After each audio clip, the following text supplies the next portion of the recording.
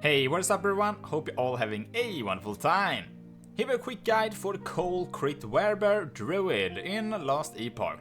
The Cold Crit Werebear Druid is a very strong melee build that's using the Shadowlands set, which makes it so we gain increased melee cold damage per health region on our character. Shoutout to Chazinomaha as I got the inspiration from his version of the build. I'll put a link to him in the description. By being the Primalist class, we can push these numbers by a huge amount, reaching over 3000 health regen per second, and at the same time providing us with almost 4500% increased melee cold damage. And these numbers are of course with some mid-maxing, but it's pretty insane that can reach more regen than our actual health. With tons of regen, damage reduction and also endurance, this build feels really tanky against smaller hits, but as the build is using a lot of suffix slots for regen, it can be a bit struggle to get our actual health up, making us more vulnerable to one-shots. It can also be hard to get resist capped, as I mentioned, as the most suffix slots are used for the health regen. A upside though is that we don't have to worry about any increased damage, and this makes it so we can focus on getting a lot of crit chance and also multiplier for this build instead. The build is played by being in the Werebear form, providing tons of perks for the build, and all the skills that we are using are linked to the new abilities that we get from being transformed into a Werebear. Maul is our main damage ability and it's triggered the Upheaval skill every time we use it, sundering the ground in lines around us. Swipe is used as our filler skill and also to buff us with aspect of the Panther. From this we gain tons of crit strike multiplier, attack speed, flat melee damage, and to top it off, even more increased health regen up to 525%. And this percent is not included of the 3000 health regen that I mentioned at the start. We use Roar, which is using the Warcry skill, and this provides a lot of perks for this build, as increased our critical strike chance and also providing the Berserker buff for more flat melee damage and increased attack speed. The last skill we are using is Leap, and even though we don't use the skill itself, we make so the skill tree is applying to the Maul skill. Here we get even more damage multipliers, but also so we can summon vines every time we use the Maul ability. And this combined with the unique amulet Tears of the Forest makes so we get 2 rage gain per second per summoned vine, and this makes it so we can have permanent uptime while we are in the Werebear form. Some pros: it got great damage, clear and speed, health regen, tanky against smaller hits, unique and set pieces are quite common, and the set pieces can be easily target farmed on normal monoliths. Some cons: one-shots from bosses. The build is also very stat restricted, hard to get resist and health, as we use most of our suffix slots for the health regen. And for the uniques and also set pieces, let's start with the set making this build work. Shadowlands set makes us get 15 increased melee cold damage per 10 flat health regen. Very fun and unique way of scaling defense to get even more damage. The set contains 2 items and are dropped from God Hunter Argus from the Stolen Lands timeline. The first piece is Shard of the Shadowlands, which is a one-handed sword. We get the buff Decide for 15 seconds when we kill a rare or boss enemy, and this will grant us 20% more movement speed and damage. We get up to 85 flat melee cold damage and some increased cold damage, freeze rate multiplier, and also flat health regen. The other piece is a relic, Fragment of the Shadowlands. The base itself gives us flat health regen, we also get some increased health regen here, freeze rate multiplier, health gain of freeze, and some increased melee cold damage. Tears of the Forest is a very common amulet and it's a great addition for any druid build. We get 2 rage gain per second per summoned vine, which will help us have permanent uptime of the Werebear form. We also get some other perks that increase movement speed and armor while we are transformed, and some flat mana, which also will increase our maximum rage. The amulet also have some pretty low effective level of legendary potential, making it more common to drop with some LP on it. Call of the Thundra is a huge addition for the build. We get up to 4 to level of Warcry, we get some health regen, health gain on freeze, flat melee cold damage, and here we can also get even more health regen as a legendary potential as well. The last item is called Kermode Cage, and this base provides some extra health regen. We also get some elemental resist, strength, increased elemental damage, flat melee cold damage, and some rage gain on kill while we are in Werebear form.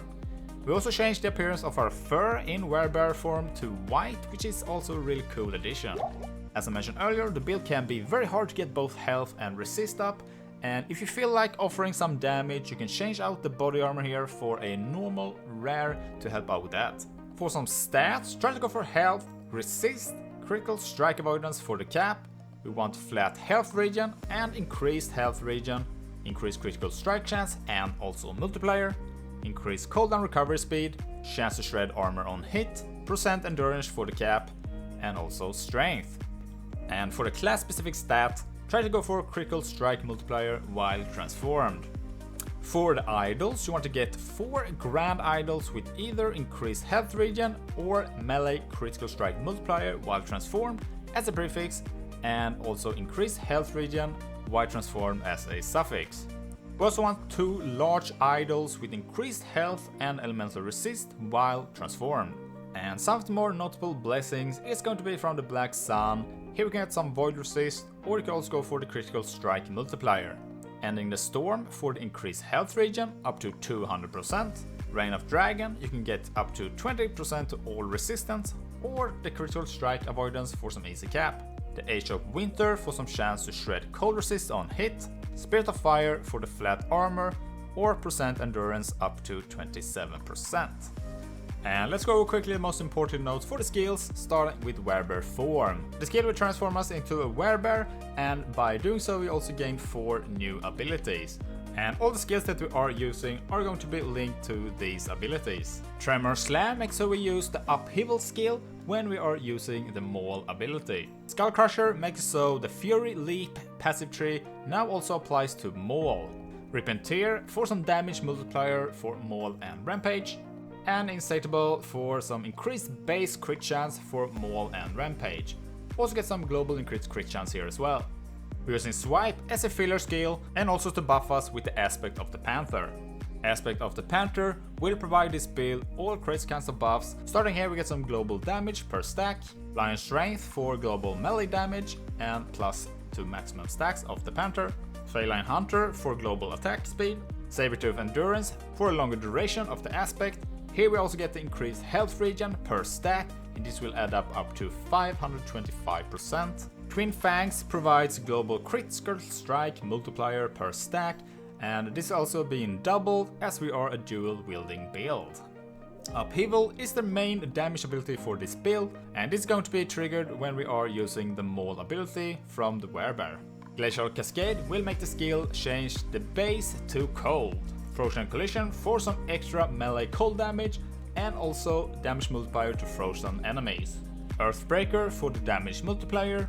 Glacial Crash for the cold penetration.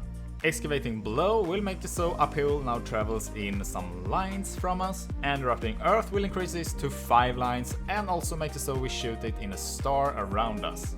And I really do think that these 2 are worth to picking up for the clear speed. However, if you want to focus on more single target, you can remove these 2 and put them on Glacial Crash instead. Warcry is another ability that we are using, and this is going to be triggered by our Roar ability, and this will give us tons of crit and also give us the buff Berserker. Bringer of Winter makes so we get increased critical strike chance and also 100% chance to shield. Battle Cry for an additional 100% increase to critical strike chance. Shallow Breath will reduce the cooldown of the Warcry by 50%. Juggernaut make us invulnerable for 1 second after we use Warcry. Berserker will give us the Berserker buff for 1 second when we use Warcry. And this will grant us additional melee damage, and where we are in Berserk we gain additional stacks on hit, and all these stacks will be refreshing as long as we hit the enemy. Brutality here for some increased Berserk duration and also to increase the maximum stacks. And Fury Strike will now also increase our attack speed by a huge amount, up to 48%. Last skill that we are using is going to be Fury Leap, and this passive tree is going to be applying to our Maul ability. Panther Strike for the damage and also cooldown recovery speed. Rise will make it so we summon vines when we are using the Maul skill, and this will help us to sustain our rage, as we gain 2 rage per second per summon vine from the Tear of the Forest amulet. Brutal Impact also so we get some extra critical strike multiplier for the Maul ability. And here a quick preview of the passive skill tree, but for more information about the build I do recommend to go and check out the last Epoch build planner. Both for the passives and the skills, you can simply use the progression bar at the bottom to easily see when and where to progress in the build. To the left of the build planner, you can also get a basic loot filter of the build that will highlight all you need to get for both leveling and for the endgame. Link for this will be in the description. So what do you think about the Cold Crit Werebear Druid? Have you tried it out before or tried another version of it? Feel free to tell me in the comments below. Thanks for watching, don't forget to like and subscribe if you found this video helpful. If you want to support the channel even further, you can check out my Patreon for some extra benefits like behind the scenes footage, virtual hangouts and more. If you got any other questions, feel free to drop a comment and I'll try to answer them as soon as I can. And with that said, I'll see you in the next one. Bye!